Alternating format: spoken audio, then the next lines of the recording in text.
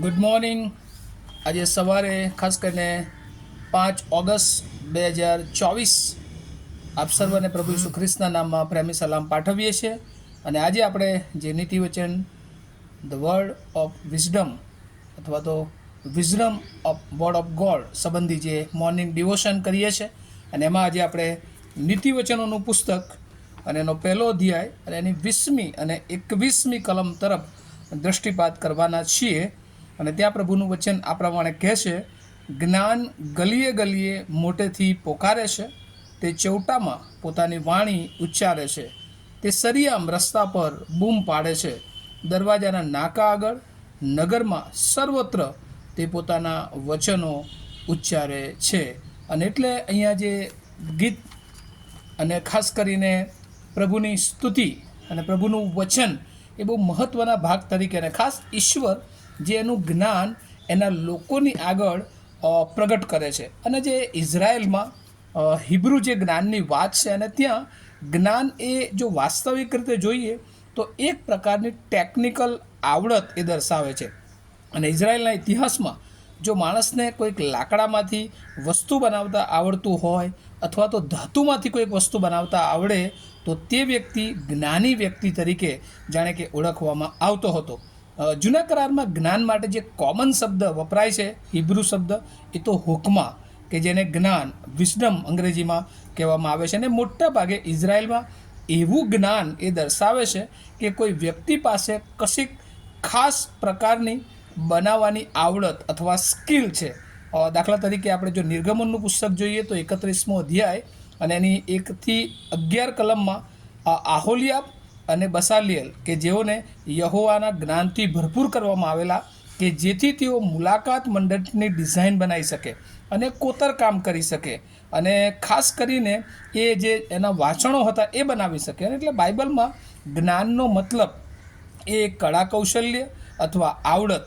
પહેલો રાજા 5 અને 9થી 18માં પણ સુલેમાનના જ્ઞાન માટે પણ હુકમા શબ્દ જે વાપરવામાં આવ્યો હતો. અને ત્યાં સુલેમાનના મંદિરના બાંધકામ માટેનું જે પ્લાનિંગના જે જ્ઞાન દર્શાવ્યું છે એની વાત જાણે કે કરવામાં આવી છે. ને એટલે જ્ઞાન જાણે કે કોઈક આર્ટિસ્ટ અથવા કલાકાર અને લોકોની આવડતને જ્ઞાન તરીકે ઓળખવામાં આવે છે. જે ઇઝરાયલના લોકો છે એમાં જ્ઞાન જે હુકમા શબ્દ છે એનો બીજો પણ એક અર્થ એવો ત્યાં જોવામાં આવે છે કે માનસિક આવડત જેનામાં હોય, ઇન્ટેલિજન્સ, હોશિયારી, બુદ્ધિ.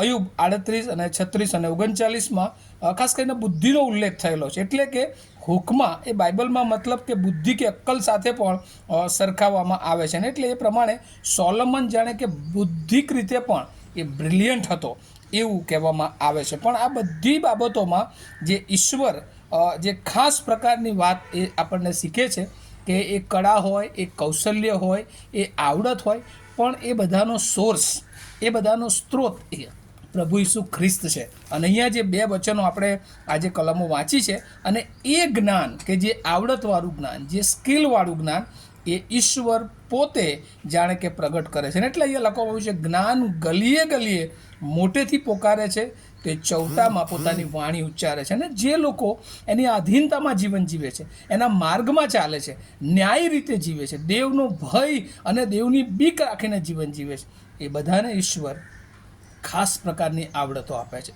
ખાસ પ્રકારનું સ્કિલ આપે છે, ખાસ પ્રકારના તાલંતો આપે છે, કે જેઓ એ આ પૃથ્વી પર એ બધા દ્વારા કેવળ ને કેવળ દેવની સેવા કરે, દેવનો મહિમા પ્રગટ કરે, અને એમ પોતાના જીવન દ્વારા પ્રભુને મહિમા આપે. અને આજે આપણને પણ પ્રભુ એ કહે છે કે આપણામાં પણ ઘણું બધું જુદા જુદા પ્રકારનું જ્ઞાન, સ્કિલ, કૌશલ્ય, ટેલેન્ટ્સ એ પ્રભુએ મૂકેલા છે.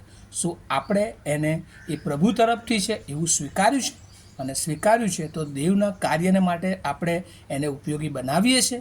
કારણ કે ઘણી બધી વાર એ આપણી સ્કિલ, આપણું આયોજન એ આપણા પોતાના સ્વાર્થ માટે ઘણી બધી વાર હોય છે. પણ ઈશ્વરે જે આપ્યું છે એ પહેલી પ્રાયોરિટી, પ્રાથમિકતા પ્રભુ એ જોવા માગે છે કે આપણું એ જ્ઞાન ઈશ્વરને માટે વપરાય. અને જ્યારે નથી વપરાતું ત્યારે ચોક્કસ એ જ્ઞાન એ વ્યર્થ નીવડે છે. એટલે સુલેમાને પ્રમાણે કહે છે કે વ્યર્થતાની વ્યર્થતા સગળી વ્યર્થ છે. કારણ કે જો ઈશ્વરે આપ્યું છે અને ઈશ્વરના માટે વપરાતું નથી તો પ્રભુ એ જ્ઞાનને વ્યર્થ પણ બનાવી શકે છે. અને આજે સવારે આપ સર્વને માટે પ્રભુનું આ વચન છે. અને આપણે બધા જો આપણામાં ખાસ પ્રકારના તાલંતો છે, સ્કિલ છે, આવડત છે, તો આપણે પ્રભુને માટે વાપરીએ છીએ કે કેમ એ આપણી જાતને પૂછીએ. અને જો કોઈક રીતે આપણે નબળા માલુમ પડ્યા છે તો એમાં આપણે આગળ વધીએ અને આપણને ઈશ્વરે જે સ્કિલ આપી છે, જ્ઞાન આપ્યું છે, અને એ પ્રમાણે આપણે ઈશ્વરને માટે એમાં વપરાઈએ. પ્રાર્થના કરીએ. અમારા જીવંત અને દયાળુ ઈશ્વર, અમે તમારો આભાર માનીએ છીએ આજના વચનને માટે. પ્રભુ, જે વચન તમે અમને આપ્યું છે, ઘણી બધી વાર તમે અમને જે જ્ઞાન, બુદ્ધિ, સ્કિલ આપ્યું છે, પણ એને અમે તમારા મહિમાને વાપરવાની જગ્યાએ જુદી જગ્યાએ પણ વાપરીએ છીએ. પણ આજે સવારે પ્રભુ, એ જ્ઞાન અમે તમારા મહિમાને માટે ઉપયોગી બનાવીએ અને તમારી સેવાન માટે વપરાઈએ એવી ખાસ કૃપા માગતા અમે સગડા અમારા જીવનો તમારા હાથોમાં સોંપતા મારી પ્રાર્થના ઈસુ પ્રભુના નામમાં સાંભળો, તેનો સ્વીકાર કરો. Amen. Have a nice day to all of you. Thank you so much.